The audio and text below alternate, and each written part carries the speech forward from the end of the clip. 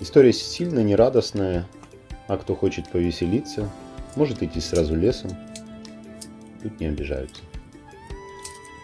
Эту обезьяну я купил на 2-м курсе и хотел подарить другу на свадьбу, но неосторожно прислонил ее к горящей лампе, синтетическая шерсть на пузе поплавилась, дарить игрушку стало нельзя, и пришлось оставить у себя. Этот шимпанзе получил имя Джимми. 3 года кантовался со мной в институтской общаге, и потом еще год в заводской, когда я уехал по распределению. Вечерами я готовил неизменную яичницу с картошкой, наливал в 2 стакана пива и вел с Джимми долгие задушевные беседы, сводившиеся к одной нехитрой мысли. Никто нас, брат шимпанзе, не любит, никому мы с тобой не нужны. А следующим летом я приехал в Москву, опять же на свадьбу, к кому-то из друзей. И чисто случайно встретился с Ленкой.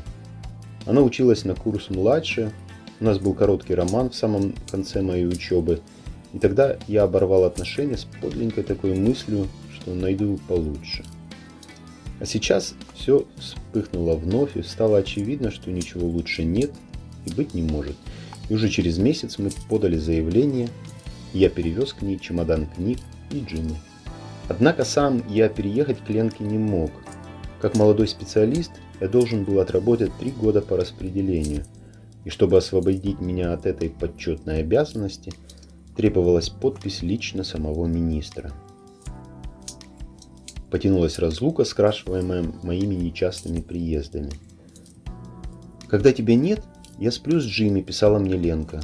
«Обнимаю его, как будто это ты. Мне уже не так грустно и одиноко. Он похож на тебя, такой же мягкий и теплый». «Ага», — отвечал я, — «и такой же толстый и волосатый. Разница в том, что у него есть хвост, а у меня кое-что другое». Мой поезд прибывал в Москву рано утром. Я входил в комнату, бесшумно раздевался, осторожно вытаскивал шимпанзе из Ленкиных объятий и укладывался на его место. Ленка, не просыпаясь, прижималась ко мне. Собственно, эти утренние мгновения и были той трудно уловимой субстанцией, которую люди неизобретательно называют счастьем. И вот через полгода министр наконец поставил нужную закорючку в нужном месте, и я смог перебраться в Москву и окончательно вытеснил Джимми из Ленкиной постели. Он возвращался к своим обязанностям только на время моих командировок, а Ленка, великая домоседка, сама никуда от нас не уезжала. За 8 лет она провела без меня и без Джимми только 2 раза по 3 ночи, когда рожала сперва первую дочь, а потом вторую. Шли годы, и как-то получалось, что Ленка все чаще, не дождавшись меня, засыпала с Джимми.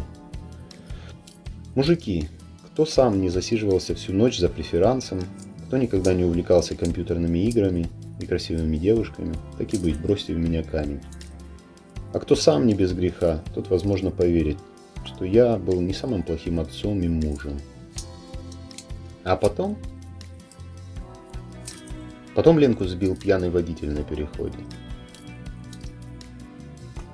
В похоронной суете Джимми бесследно исчез. Никто его не видел и не трогал. Но когда мы немного пришли в себя и стали наводить порядок в квартире, Джимми нигде не было.